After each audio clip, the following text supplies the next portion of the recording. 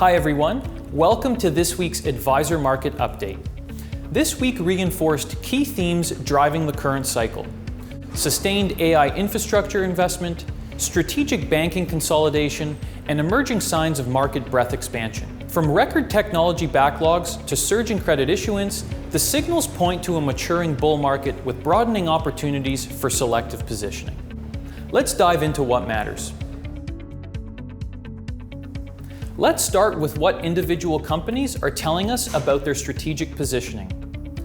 Broadcom just delivered another exceptional quarter with a massive $10 billion custom chip order from a new AI client. Analysts now project nearly $20 billion in AI revenue by next year, and the company's backlog has reached a record $110 billion. This provides unprecedented visibility into fiscal 2027. We're not just talking about one quarter's performance here. This validates that enterprise AI deployment is accelerating beyond initial experimentation.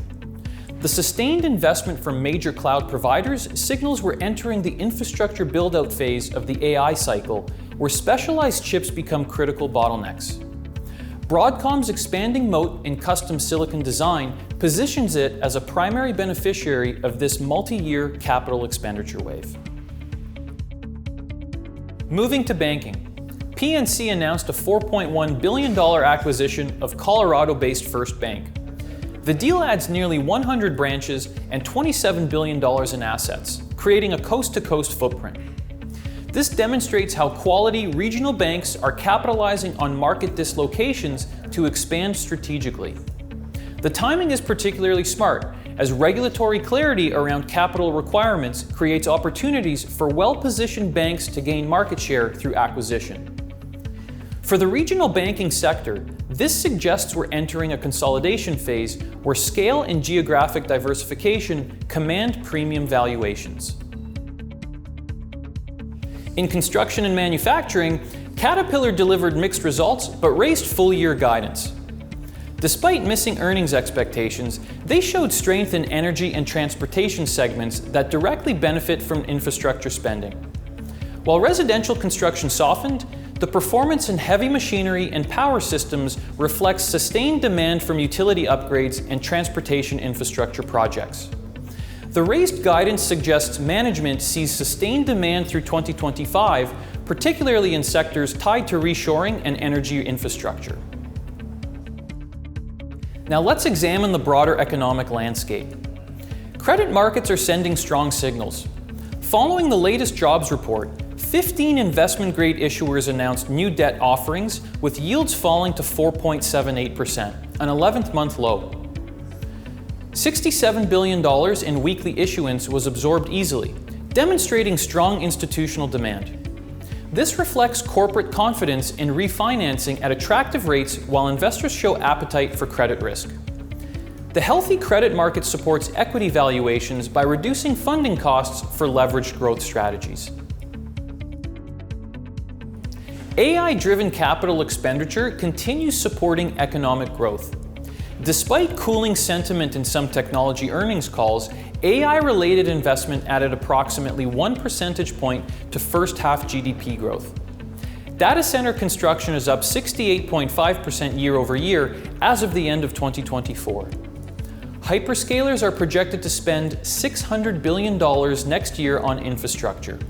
This investment wave extends beyond technology companies to utilities, construction, and industrial suppliers, demonstrating broader economic multiplier effects. We're also seeing significant currency movements. The Canadian dollar has strengthened despite mixed domestic data, reflecting broad-based US dollar weakness as markets anticipate Federal Reserve rate cuts. This currency shift signals potential capital rotation towards international assets, commodities, and dollar-sensitive sectors. Dollar weakness removes a headwind for US multinationals while making international investments more attractive for dollar-based investors. With these dynamics in play, let's look at where opportunity is emerging. Goldman Sachs projects that the S&P 500 rally will broaden as small-cap stocks begin catching up to large-cap performance. The median S&P 500 stock is still 11% below its 52-week high, and the Russell 2000 is showing early signs of outperformance. This rotation typically occurs when economic confidence builds and investors seek exposure to domestically focused companies which benefit from dollar weakness and lower interest rates. Small caps' sensitivity to credit conditions positions them to outperform if the current economic expansion continues. So, what are this week's signals telling us? Corporate moves reveal sustained AI infrastructure investment, strategic banking consolidation, and industrial resilience despite mixed results. The macro picture shows strong credit markets, continued AI-driven capital expenditure, and currency shifts that favor international diversification. And in market dynamics, we're seeing potential broadening of leadership beyond mega-cap technology towards small-cap opportunities. The signals point to a maturing bull market with expanding opportunities for selective positioning across multiple sectors and market capitalizations. Thanks for watching, and we'll see you here in the next update.